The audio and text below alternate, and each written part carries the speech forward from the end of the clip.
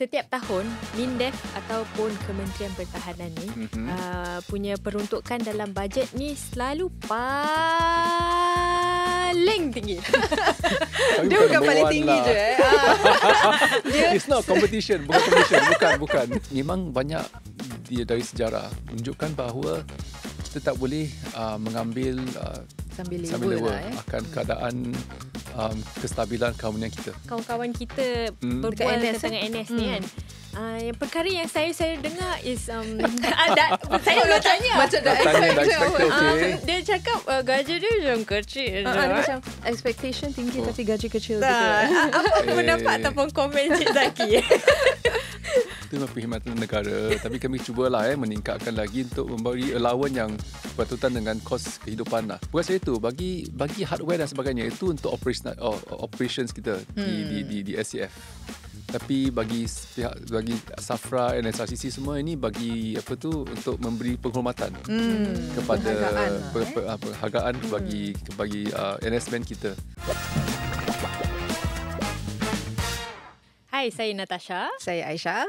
Dan selamat datang sekali lagi ke No Tapis. Hari ini kami jemput Encik Zaki sekali lagi. Sekali lagi, No okey. Tapis.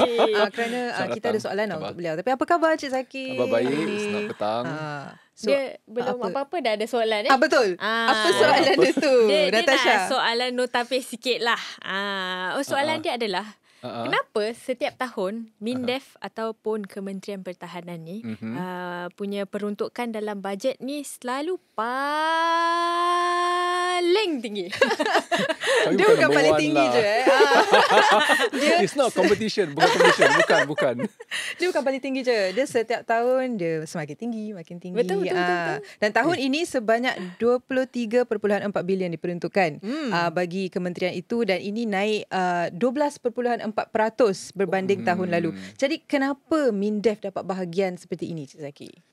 Walaupun kita melihat belanjawan memang lebih daripada tahun lalu, tapi jika dibandingkan dengan dekade-dekade yang lalu, memang dari segi overall, peratusan dari segi GDP telah berturun. Oleh kerana kita mungkin dalam dekade-dekade yang lalu, Singapura masih memerlukan membina pertahanan kami. Dan oleh itu kita kita perlu menggunakan peratusan GDP yang lebih tinggi, iaitu 6-7% ataupun 8% GDP. Hari ini kita hanya dalam kadar 3% GDP. Di mana ia agak-agak okey lah jika dibandingkan dengan negara-negara yang develop seperti kami.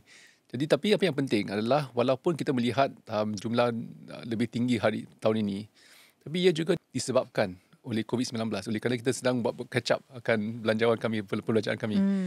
Di sini kita juga mempunyai perbelanjaan yang agak tinggi oleh kerana kita juga sedang membelilah SSF baru.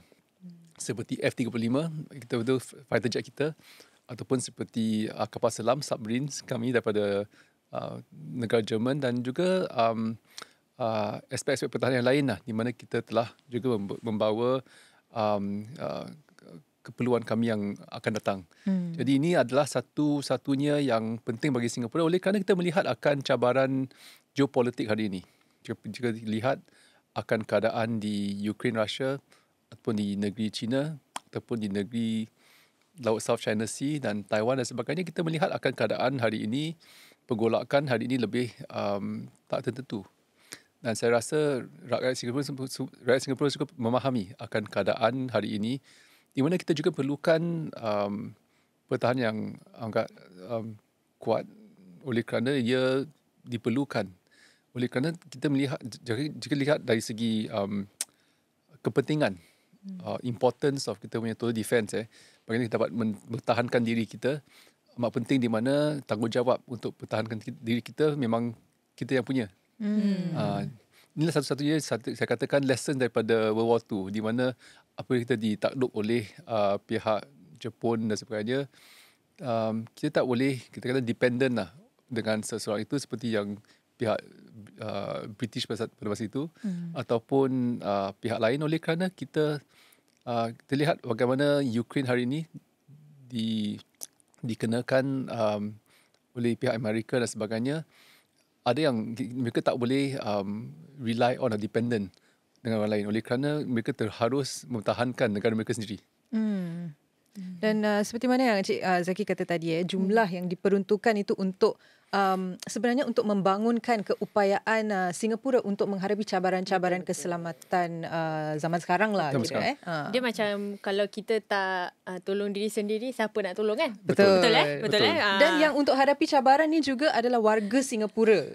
Jadi correct. Tujuan itu MINDEF telah adakan exercise SG Ready untuk mempersiapkan tingkatkan daya tahan warga Singapura.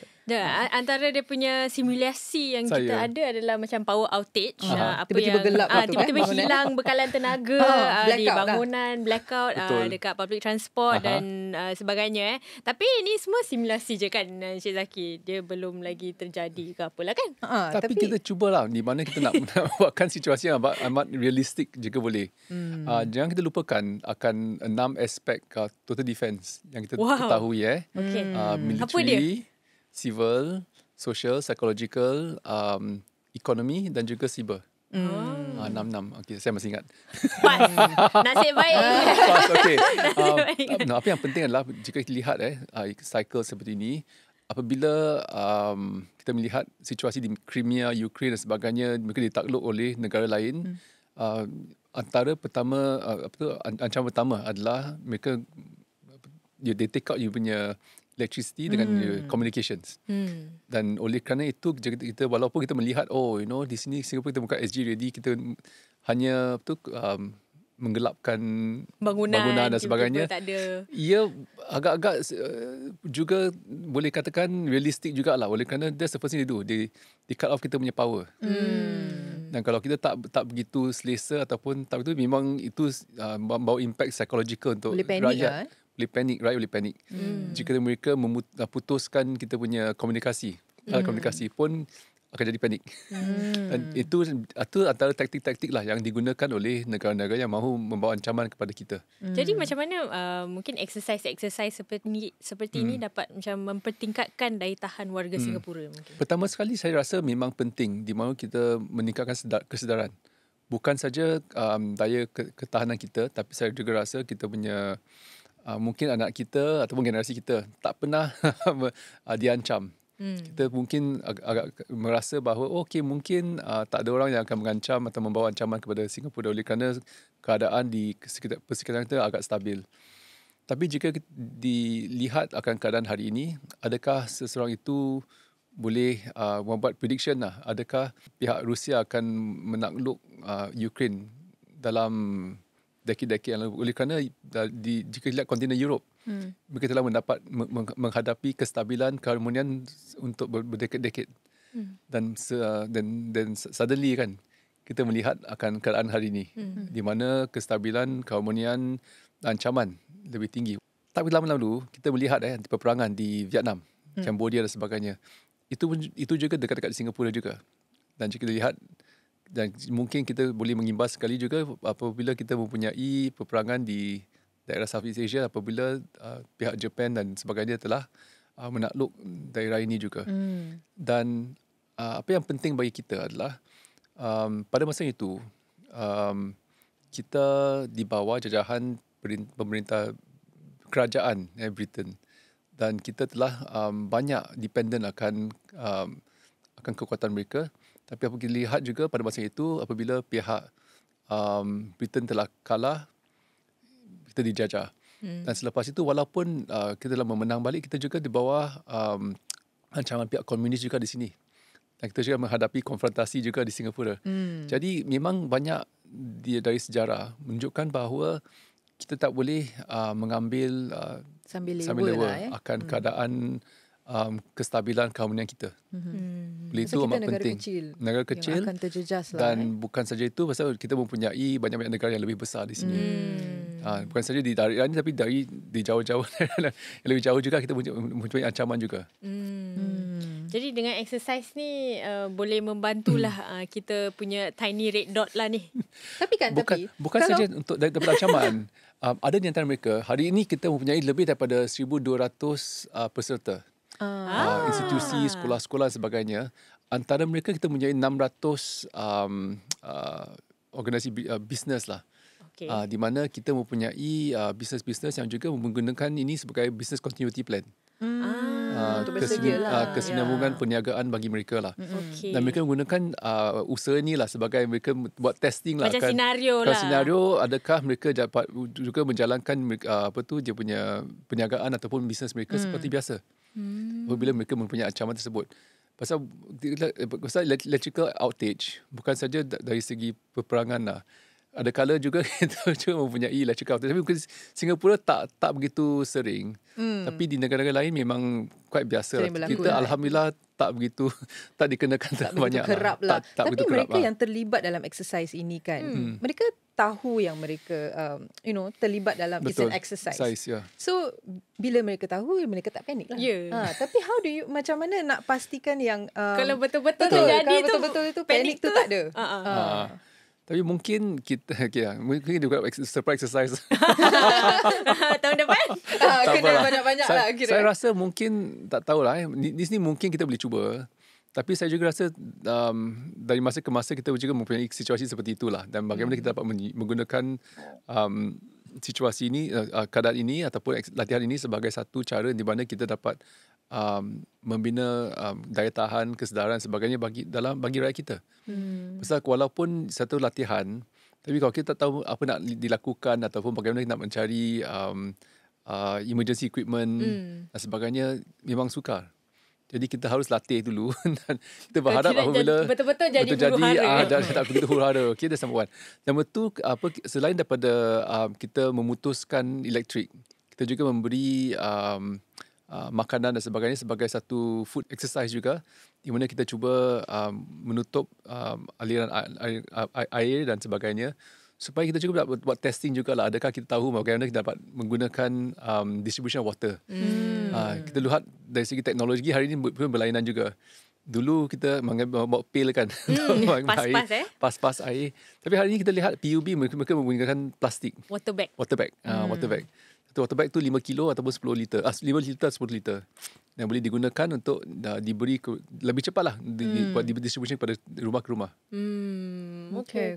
Jadi bila kita sebut tentang total defense ni, dia memang betul-betul total semua orang kena play a part. Kita cuba. Kena play a part ini. Anak-anak kita, keluarga dan juga peniaga-peniaga. Betul-betul. Okay. So jadi selain mereka tu sebenarnya yang sebahagian besar operational readiness di Singapura itu juga terletak kepada anggota perkhidmatan negara ataupun NS. NS betul.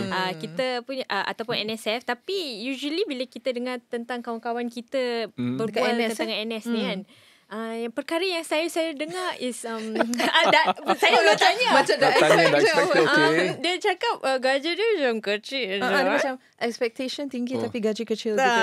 Apa pendapat ataupun komen Cik Zaki? Itu perkhidmatan negara, tapi kami cubalah meningkatkan lagi untuk memberi allowance yang berpatutan dengan kos kehidupan lah. Oleh kerana jika lihat dekat apabila mereka di camp, mereka juga diberi makanan dan sebagainya. So, betul, makanan pun free. Tempat tinggal pun free. Tak baik ayu. Tak baik. Sorry, saya tak lalui mereka sedang menjalankan latihan. Mereka dalam field, dalam buat exercise dan sebagainya. Dalam hutan, kerja keras tau. Betul. That's why kalau mereka tengah kerja keras tu, kenapa gaji mereka kecil? Itu kita allowance. Sekarang dah nak naik ni. Jadi dua faktor. Ni NSF mereka semua masih dalam bangkuan sekolah. Okay. Almost everyone is dalam bangkuan sekolah. Jadi allowance itu memang kita lihat hari ini seseorang rekrut tu mendapat $715 selepas 1 Julai. Dan jika anda mencapai pangkat sarjan misalnya, anda dapat hampir $1,000 15 silap. Kalau anda dapat pangkat officer pegawai tu 1,200 lebih. Jadi tak begitu kecil tau jika dibandingkan dengan masa saya. Masa tu dah tak boleh cakap. Itu dah lama lah Cik Zaki. Kita moving forward. Tapi jika dibandingkan bagi mereka, kebanyakan dalam bangku sekolah, bangku NS, ini boleh dikatakan okey lah pertutan. Allowance yang baik lah.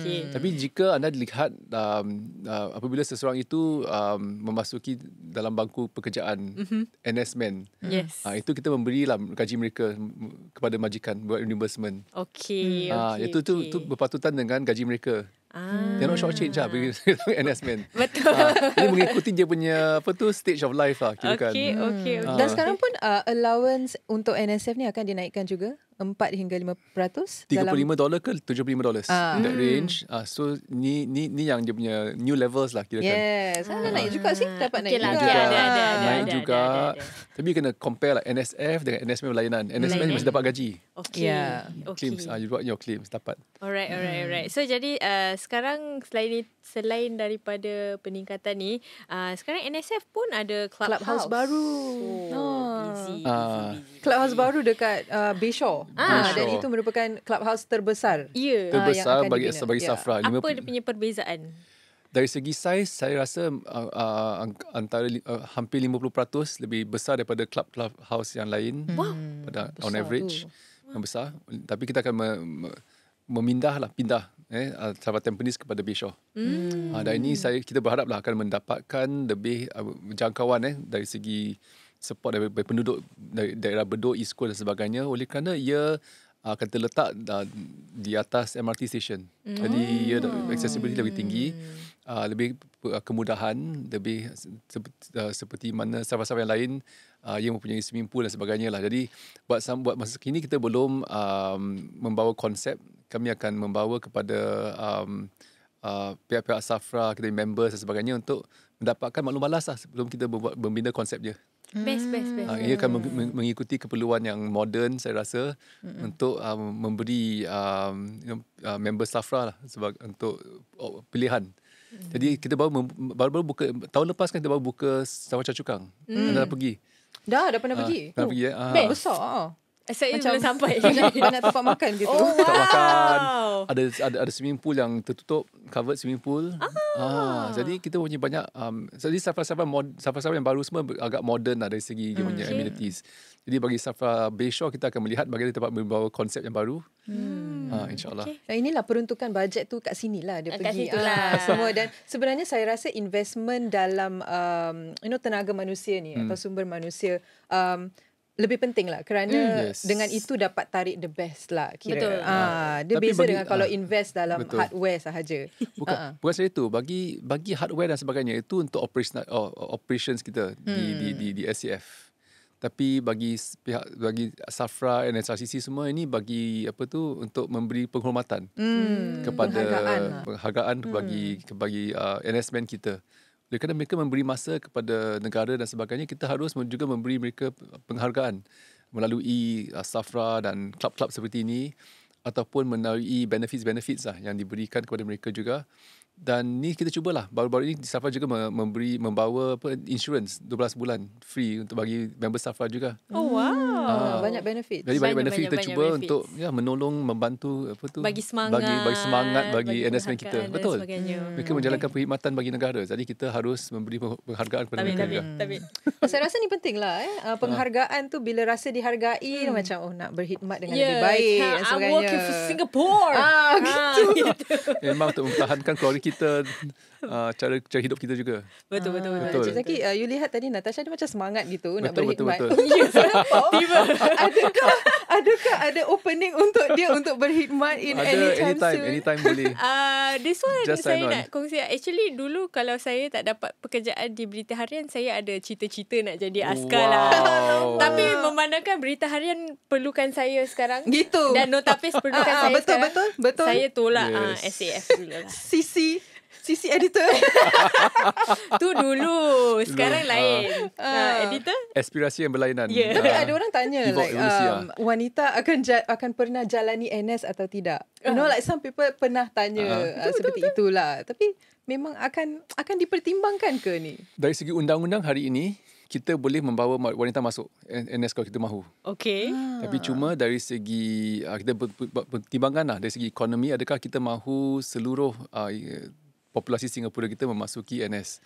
Oleh kerana kita dah mempunyai setengah dah diambil untuk national service. Kami rasa buat sementara, buat sekarang keadaan dan keperluan kita mencukupi.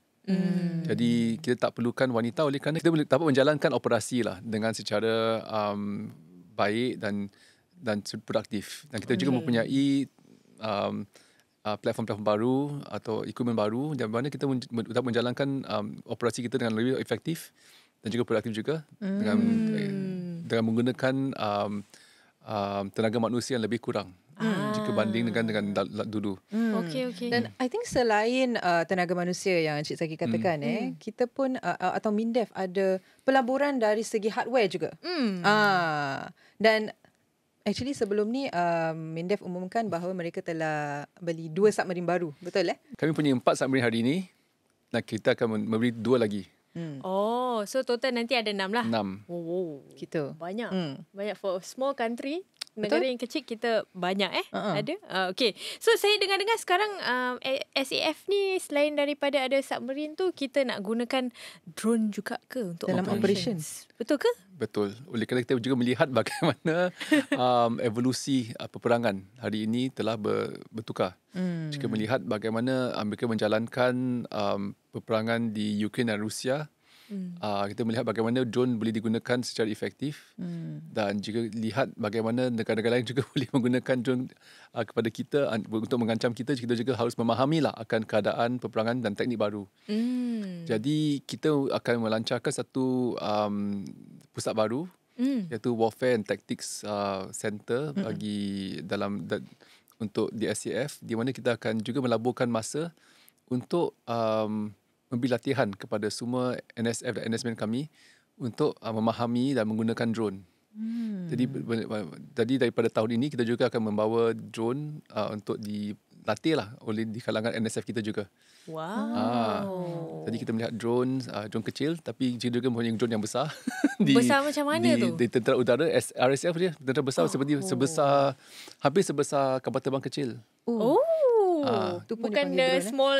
Bukan yang bukan kecil, yang untuk ambil gambar tu bukan. Dari tentera darat kita menggunakan drone yang lebih kecil.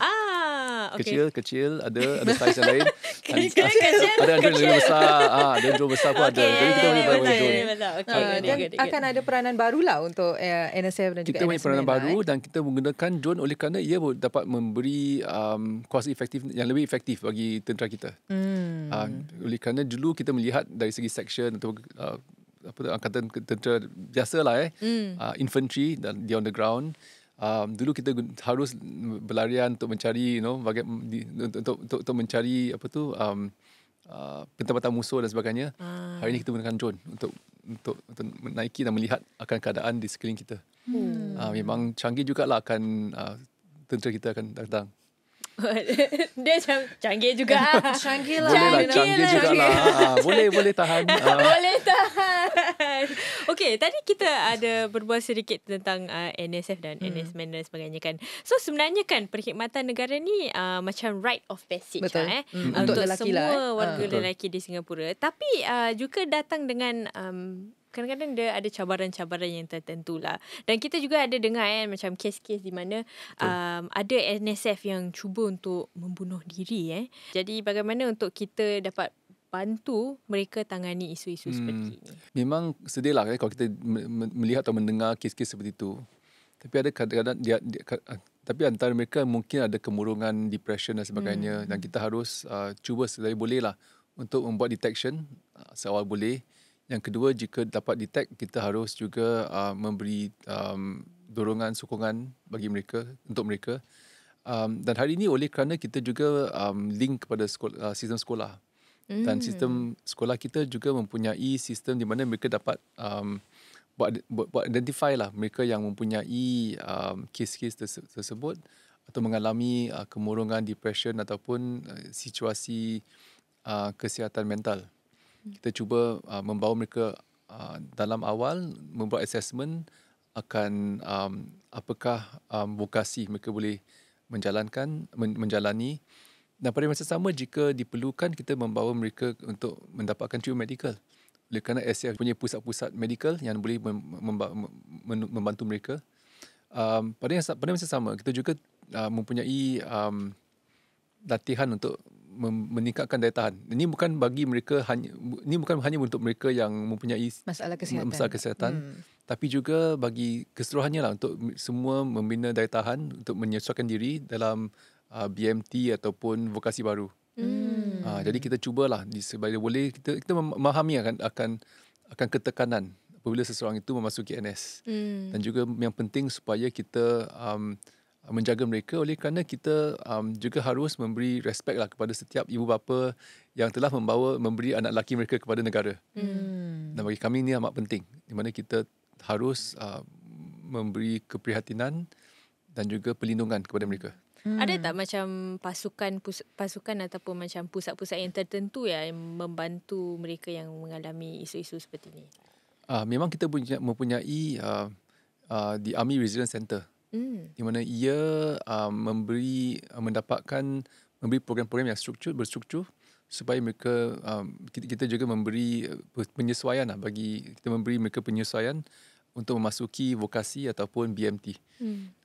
Di sini bagi mereka yang mungkin memerlukan sokongan yang lebih tinggi, kita membawa mereka membuat treatment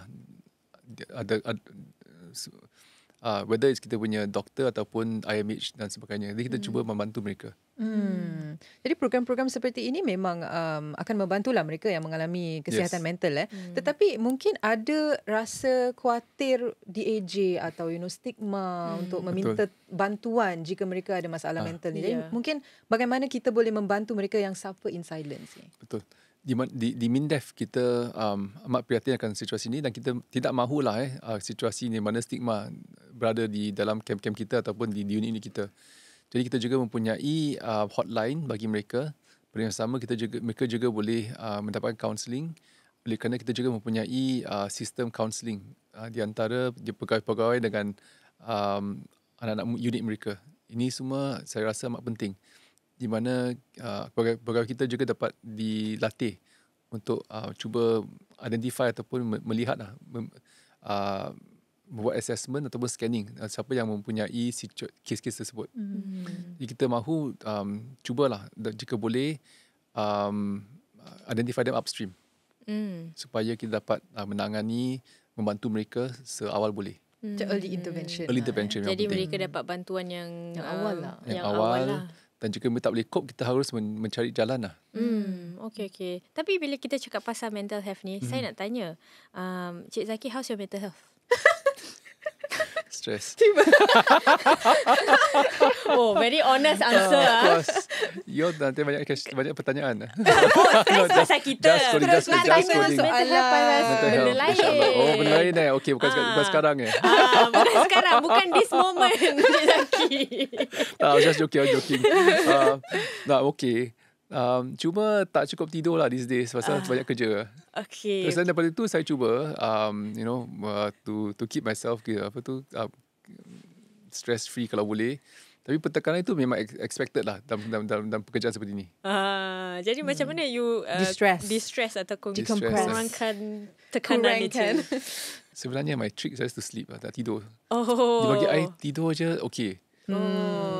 So kalau tak tidur dia jadi macam grumpy sikit. Grumpy sikit macam itu, moody. Okay, nasib baik dia punya mood hari ini tak grumpy dan moody. Alhamdulillah. Selalunya memang. Ada soalan-soalan yang pun I macam senang. Pasal I tak tahu kenapa. Pasal macam I reset dah. Apabila saya dah dapat tidur, walaupun masa singkat atau lama singkat pun okay tau. Dapat reset. So you give me 1 jam tidur, I reset. Wow. Power nap lah. Power nap. Tapi kalau 1 jam tu power nap ke? Agak boleh lah. Tahun lama tu dah kira kan dah just tidur. Tidur dengan nyenyak. Tidur, yes. Okay. Sebenarnya kita bukan nak tanya pasal mental health Cik Zaki je lah, tapi nak tanya tentang pengalaman beliau. Betul. Mungkin topik ini untuk lain hari kita teruskan Pengalaman Okay. Hari ini saya nak berbual tentang pengalaman beliau di Timur Tengah baru-baru ini. Betul. Sebenarnya beliau telah ke Jordan untuk menyampaikan bantuan kemanusiaan Singapura ke-7 ke Gaza baru-baru ini. And bagaimana perasaan anda pada masa itu, Cik Zaki? Okey, kali ini Alhamdulillah apabila kita ke sana bagi kali ke-7, ia berlainan daripada trip saya tahun lalu, di mana kita telah pergi sana dalam keadaan yang lebih stres oleh kerana memang peperangan masih berlaku, konflik masih berlaku. Jadi pada masa itu kita hanya melakukan airdrop Anda masih ingat Yang pellet-pelletnya. Pellet-pellet dan sebagainya daripada C-130 kami lah. Jadi pada itu memang lebih saya kata tension lebih tinggi. Kali ini kita pergi ke sana bukan sahaja untuk membawa package daripada Singapura, tapi untuk berbincang dengan pihak Jordan, pihak Egypt dan partners kami lah, Red Cross dan sebagainya, untuk melihat bagaimana Singapura dapat juga melibatkan diri dalam aspek lain. Jadi sebelum ini, pada tahun lalu, kita telah menghantar pasukan medical SCF juga untuk membantulah pesakit-pesakit daripada Gaza, mereka yang telah injured oleh konflik dan sebagainya. Dan walaupun dan baru-baru ini kita juga mempunyai satu pasukan daripada Singapura juga yang membantu melalui UAE untuk membantu mereka di Gaza juga untuk memberi specialist treatment, specialist consultation. Jadi hari ini kita juga mahu melihat bagaimana pasukan Singapura dapat juga membantu, oleh kerana apabila mereka telah membuka borders di antara Gaza dengan Jordan dengan Egypt, kita mahu melihat bagaimana kita dapat membantu dan menjalankan operasi medikal. Dan hari ini kita masih sedang memantau keadaan. Kita mempunyai pasukan yang sedang berbincang juga bagaimana kita dapat mengoperasionalisikan.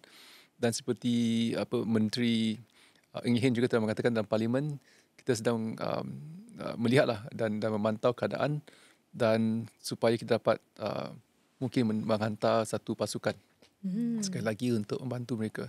Tapi memang bila di sana kita juga melihat akan keadaan hospital, keadaan pesakit daripada Gaza. Memang sedihlah melihat apabila apa yang dilakukan, apa yang terjadi oleh konflik ini.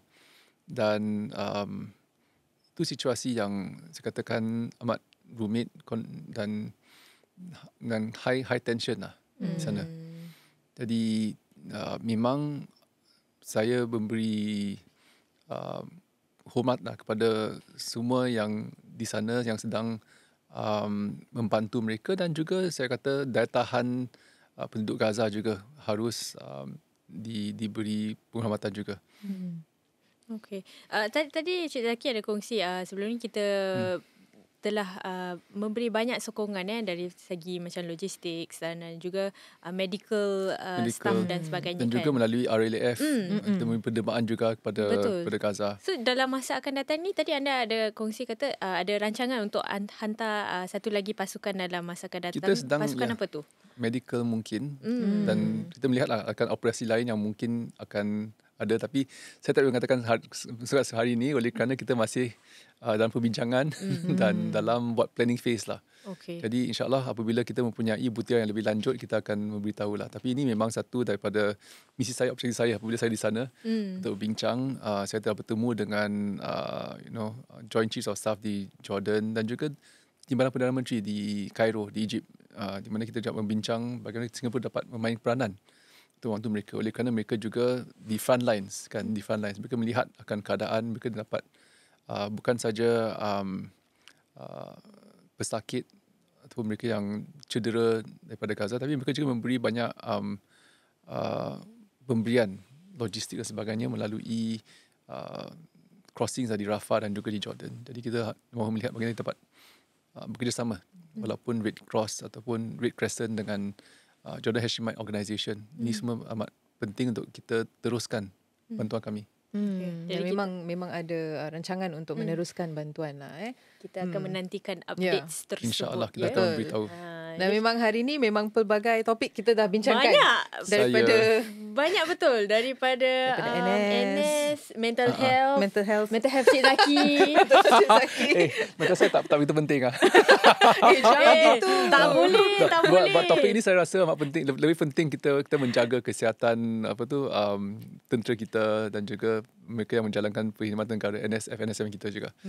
Saya rasa memang penting oleh kerana bagi mereka memberi tugas yang penting bagi negara kita untuk mempertahankan negara kita juga.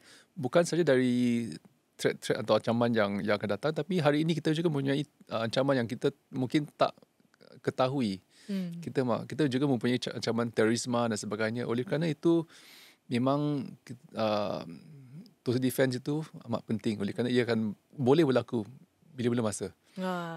So kita lihat Singapura punya keupayaan untuk protect the nation dan menghadapi cabaran dalam masakan tu, dia punya preparation tu banyak latihan layers, semua penting oleh kerana you never know, pasal kita from time to time kita juga melihat macam kita kena membawa pesawat masuk Singapura, pasal kita tahu pesawat itu ada ancaman ke tidak.